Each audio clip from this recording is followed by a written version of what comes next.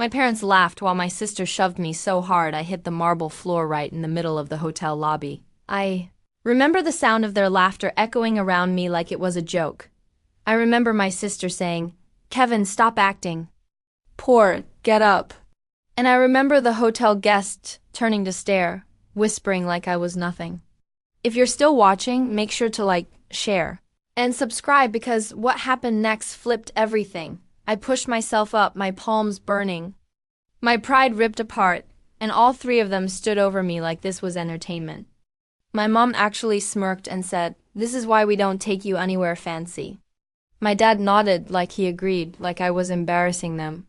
And my sister just rolled her eyes, acting like she hadn't just shoved me in front of half the lobby. But what they didn't know, what they never bothered to ask, was that I wasn't there because of them. I was there because I had business in that same 5-star hotel. Real business. The kind they wouldn't believe even if I screamed it. In their faces. My sister kept pushing, saying, "Get up before people think we brought a stray." And that line burned inside me like gasoline. I looked at them, my own family laughing like my pain was entertainment. Like I was always going to be the loser in their story. But not today. Because while they were judging my clothes, my cheap phone, my simple life, I was holding something in my jacket pocket that could change the entire room. Something they would never expect from the son they always called useless. I wiped the dust from my hands and said, "You sure you want to keep talking like that? You sure you don't want to be a little nicer right now?" They burst into louder laughter, which was perfect, because they had no idea this hotel wasn't theirs to mock me in less than 5 minutes. They were going to regret treating me like trash. Then my phone buzzed, and the message on the screen made my eyes widen. My life-changing moment had arrived, and they were standing right in front of me. The message on my phone flashed one line that flipped my heartbeat. "Kevin, the board is ready for you. Private elevator is waiting." My parents saw the notification light up, but of course, they didn't care enough to read it. My sister just scoffed and said, "Wow, fake business meetings now. Cute." I slipped the phone back into my pocket and kept my face calm, because the more they underestimated me, the sweeter the next twist would hit. My dad stepped closer, lowering his voice like he was disappointed in me again. "Don't embarrass us, Kevin. Let the hotel staff think we belong here." I almost laughed. Them belong here? They didn't even know the general manager knew my name. My sister grabbed my arm. "You better behave when we meet Aunt Linda. She's paying for the dinner, not you." I wanted to say the truth so badly, that the dinner they were bragging about, the reservation they were worshipping, it wasn't paid by Aunt Linda. It was paid by me. Under my company's account, but I kept quiet. Silence was always my weapon. We walked forward, and just as they reached the grand doors of the main dining hall, my sister whispered, "Try not to look poor when we walk in." That was it. That word again. Poor. The same word they used when I stayed up nights building my business. The same word they threw at me when I ate leftovers to save money. The same word they used when they told the world I'd never be someone. I took a slow breath, because the perfect moment was coming. Right then, a hotel staff member jogged toward us. "Excuse me, sir?" My mom turned, lifting her chin proudly, assuming he was talking to my dad. But the worker walked right past them and stopped directly in front of me. Double quote, "Sir Kevin," he said respectfully, "your private elevator is prepared. The board is waiting upstairs." They said not to delay. My parents froze. My sister's mouth opened, but no sound came out. People around us turned to stare. The worker continued, "Should I escort your guests as well, or leave them here?" My heart was steady. Calm. This was the moment everything shifted. I looked at my family, finally silent for the first time in years. And I said, "Guests? No, they're not with me." Their faces cracked instantly. And before they could respond, the worker added something that made them go pale. "Sir, the shareholders said the meeting can't start without you since you're the owner." My mom's hand slipped off the door handle. My dad stumbled a step back. My sister looked like she forgot how to blink. I finally smiled. Then the worker turned to me and whispered, "Sir, we have one more problem." The dining hall staff wants to confirm something about the VIP room you booked. I frowned. What problem? He gulped. It's your family. They're already inside, but they used the wrong name. They claimed they were the ones who paid for the room. My breath stopped for a second. They didn't just mock me. They stole credit for my reservation. And now the truth was about to explode right in their faces. Before I could answer, the manager himself came rushing toward us looking angry. Something massive had just happened inside that room, and my family was at the center of it. The manager stormed toward us with a tight jaw, his eyes blazing like someone had crossed a line, a big one. My mom straightened her blouse fast, pretending she belonged in this chaos. My dad tried to smile, like he was an important guest. My sister flipped her hair back like royalty. They had no idea the fire was coming straight for them. Sir Kevin, the manager said, ignoring my entire family, we have a serious issue in the VIP room your company booked. My parents' faces twitched at the word your company. The manager continued. These three entered 20 minutes early and told the staff the reservation was theirs, under their name. My mom jumped in instantly. Well, yes, that's correct. This is a family reservation. The manager raised a hand sharply. Ma'am, that room is only for our top-tier black card holders, and your card declined. All 3 times. My sister gasped and pointed at me. He was supposed to pay. Why would his name be on anything here? Before I could speak, the manager turned to her and said, because he paid for the entire VIP floor. Silence. Cold, heavy silence. The kinda hits harder than a slap. My dad blinked, confused. Wait, what? He paid. How could he afford that? The manager looked offended. Sir, Kevin is one of our highest status members. We don't question his accounts. My family turned toward me like they'd just seen a ghost, but I wasn't done.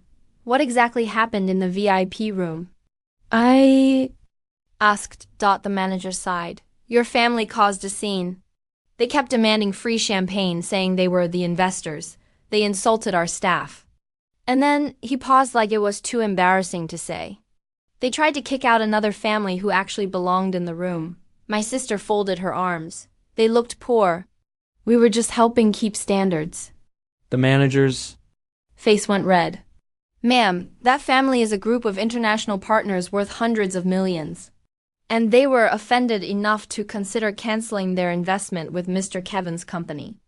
My parents froze. My sister's face drained white. I felt my chest tighten, not from fear, but from rage boiling up after years of disrespect. So because of them, I said slowly, I might lose an 8-figure partnership? The manager nodded. Yes, unless you fix it immediately. My parents stepped toward me suddenly, desperation replacing their arrogance. Kevin, we didn't know. Son, it was a misunderstanding. Kev, you didn't tell us you were doing things. Their voices trembled like they were losing everything, not because they cared about me, but because they realized I was the only one with real power here. I kept my voice calm. You walked into a room you didn't pay for. You pretended you were someone you're not. You insulted people who were supposed to trust me. My sister swallowed hard. So, what happens now? The manager looked at me, waiting for my call. The entire situation was in my hands. I stepped closer to my family, lowered my voice, and said, You want to know what happens now? They leaned in. I smirked. Now, you face the consequences. But before I could speak another word, a woman stepped out of the private elevator, one of the investors, and pointed directly at my family. Is this the rude group who insulted my children? She demanded. The woman stepped out of the elevator like a storm, sharp eyes, commanding presence. Zero tolerance for nonsense. My family shrank back instantly. Even my sister, who never shut up, went completely silent. The woman pointed straight at them. RCS, the people who called my children cheap and out of place. My mom's lips trembled. We didn't know. The woman cut her off. You didn't know they were my children. Or you didn't know the price of your own ignorance. Every person in the lobby turned to watch. My dad tried to paste a smile on his face. Ma'am, we're Kevin's family. There must be some confusion, the investor snapped. There's no confusion. You humiliated my family, in his reservation. Paid with his money, in a hotel where he holds top status. My stomach turned when the two kids, maybe 10 and 12, peeked from behind her. They looked scared, confused, hurt. That was it. That was the moment something inside me snapped clean in half. I stepped between my family and the woman. I am so sorry they treated you that way. My business relies on respect. And this wasn't it. She nodded, but her jaw was tight. I appreciate that, Kevin. But your family said some horrible things. I was ready to cancel our deal. My heart dropped. Years of work slipping away because of them. The manager bowed to the woman, apologizing. My mom reached for my arm, whispering, Kevin, don't let this fall apart because of one small mistake. I pulled my arm away. One small mistake? I said, my voice cold. You insulted children. You bullied your way into a room you didn't pay for. You embarrassed my company. This isn't small, for once. They had no comeback. The investor crossed her arms. The only reason I haven't walked away yet is because of Kevin's work ethic. But this, she pointed at my family, this behavior is unacceptable. My sister lunged forward suddenly. We didn't know he was successful. If we knew, we would have acted better. The entire lobby fell silent. The woman raised an eyebrow. Oh? So respect comes from money, not decency? My sister's face crumbled. I closed my eyes for a second, breathing in, breathing out. This was spiraling. Fast. I needed control back. Ma'am, I said firmly, please allow me 10 minutes to fix this, privately. She hesitated. Then nodded. Double quotes, 10 minutes, Kevin, not one more. She walked away with her children, leaving the air heavy and sharp around us. My parents turned to me instantly. Kevin, fix this. You can't lose that deal. Tell her we didn't mean it. You should have told us you were successful. You should have warned us. I stared at them, almost laughing. Warn them about their own behavior? I stepped closer, my voice dangerously calm. You mocked me when I had nothing. And now you risk everything I built. And you still think I'm the problem? My dad swallowed hard. What are you going to do? I looked at the elevator. The investor was waiting upstairs. The board was waiting. The deal was waiting. But so was something else. A choice. A line. A moment I couldn't step back from. I faced my family. You want to know what I'm going to do? I said softly. Their eyes locked on me, terrified, and I smiled. First, I'm going to tell the truth. I turned away from them, ready to expose everything. But then the manager ran up to me, out of breath. Sir, something happened upstairs. The investor wants to speak to you immediately. She said it's about your family. I rushed into the private lounge upstairs, expecting the investor to be angry, but she was calm. Almost too calm. She looked at me and said, Kevin, before we continue, your family tried to follow me in.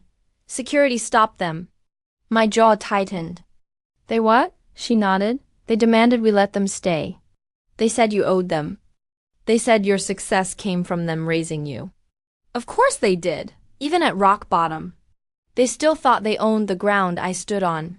I took a breath. I'm ready to fix this. She gestured toward the glass wall overlooking the lobby. Then say what you need to say. I want to see who you really are. So I walked to the railing. My family was below, looking up at me like I held their fate because I did. I spoke loud enough for the entire staff and half the lobby to hear.